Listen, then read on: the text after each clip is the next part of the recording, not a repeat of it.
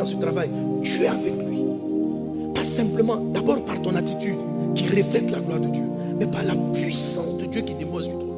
Par la puissance de tes paroles, par la manière dont tu renverses les autels sataniques dans ce domaine.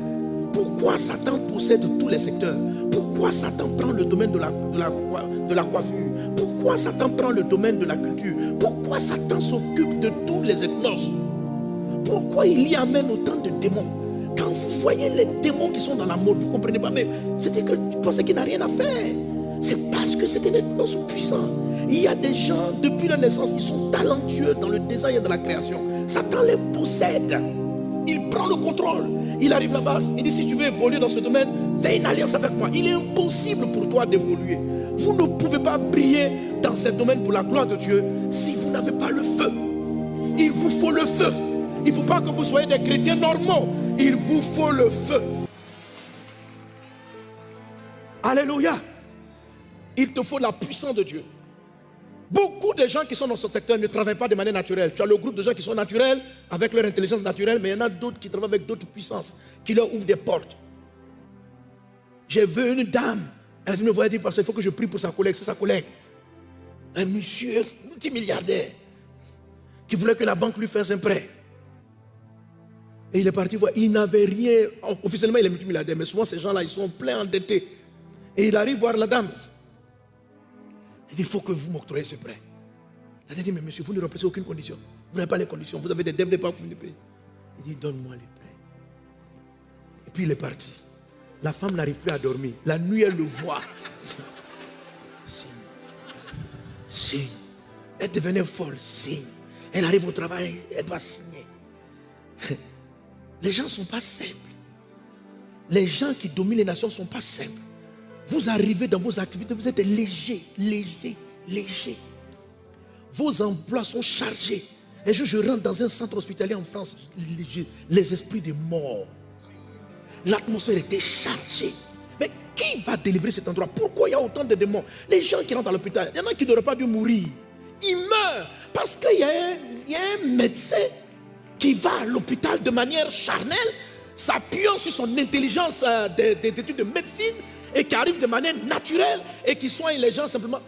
Les gens meurent, c'est même pas naturel. C'est-à-dire on leur donne le traitement qu'il faut. Le médecin ne sait pas pourquoi il est mort. Mais il y a un démon qui est venu les gorger. Chaque hôpital, ils ont des quotas sataniques à remplir. Ce jour quand je suis arrivé, j'ai senti la mort dans le couloir. En France, j'ai dit, c'est quoi ça? Le démon est en train de circuler dans les salles pour prendre son quota. C'est lui que tu as senti. Il vient d'arriver prendre son quota. Et ils sont nombreux les occultistes qui sont là-bas. Tu peux arriver à l'hôpital pour un bout de doigt, tu dis j'ai mal au doigt. Et puis on dit de ton doigt, ils vont t'informer que tu as un cancer. Tu dis quel cancer? Après le cancer, après tu es mort. Tu es mort. Des gens perdent leur vie. Parce que, mais qui sont les missionnaires qui sont là-bas? Des frères de l'église, ils sont assis. Mais légers, ils ont du zèle seulement que pour chanter. Mais quand ils vont au travail, ils ne se lèvent pas à 4 heures. Rikata ribaso, rokata rababa, labraya kataramada, roba rababa, cerebra kataraya, reda bradasla, roda bradala. Ils ne prient pas. Ils veulent arriver de manière naturelle. Avec ça, vous voulez des promotions. Mais pourquoi ils vont te promouvoir? Pourquoi on va t'ouvrir des portes? On voit l'esprit qui est avec toi. On voit la puissance qui marche avec toi. On ne va pas te promouvoir. C'est pourquoi très peu de nous connaissent l'élévation réelle. Parce qu'on est léger. Quand Joseph rentre au palais, il n'est pas simple. Quand Daniel rentre au palais, ce ne sont pas des gens simples. 3 temps de prière par jour. Il y a un passage qui parle, il y a un passage dans le livre d'Ézéchiel ou d'Ésaïe qui parle du niveau de sortilège des Babyloniens. Il dit, je peux d'Ésaïe, il prophétise, il dit, Babylone, tu seras détruit malgré tes sortilèges, le niveau de tes sortilèges et de tes enchantements. Donc, il y avait une haute sorcellerie en Babylonie. Mais Daniel les a écrasés tous.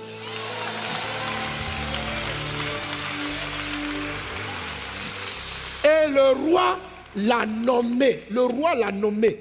Mais c'était des groupes de sorciers qui ne voulaient absolument pas qu'il soit. Mais toi, tu dis, je pense que Dieu va m'emmener, je serai demain directeur. Attends. Et puis tu manges, et puis tu dors, et puis tu es là, tu viens à l'église, et puis attends, tu t'attends à quoi? On te nomme. Tu ne seras pas nommé. Tu vas te dire, mais j'ai vu un rêve. Mais un rêve, ça s'enfante dans la prière. J'ai vu un rêve. C'était le projet de Dieu. C'était le projet de Dieu.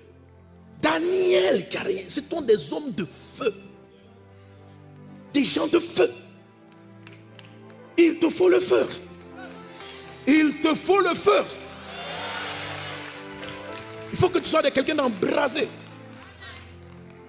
Et dans son domaine, parce qu'il gérait la nation. Il était prophète dans le domaine. Daniel, ce n'est pas un pasteur comme nous. Ce n'est pas quelqu'un qui dirigeait une synagogue. C'est un politicien, il fait partie du gouvernement. C'est Daniel, vous ne le voyez pas quelque part. Ce n'est pas le prophète qui se met dans la rue comme en Israël, ainsi par l'Éternel. Il gère les affaires de l'État. Et Dieu lui parlait par rapport aux affaires de l'État. Daniel chapitre 9, Daniel chapitre 10, Daniel monte en prière. Et quand il prie, parce qu'il avait une vision qu'il n'a pas comprise. Et la Bible dit que parce qu'il a été attentif, Dieu a envoyé un ange pour lui donner sur la route. L'ange a été bloqué par le roi de Perse pendant 21 jours. Mais Daniel aussi est resté en prière 21 jours. Et quand l'ange arrive, l'ange dit, dès le premier jour, tu as eu à cœur de comprendre. Dieu m'a dit, la parole est sortie de venir vers toi. Et il dit, elle annonce une calamité. Laisse-moi expliquer en fait pourquoi Daniel a...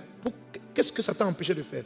Daniel a intercédé pour éviter, parce que la calamité qui était annoncée, c'était le grand massacre des Juifs qui allait être fait des années après, des siècles après, sous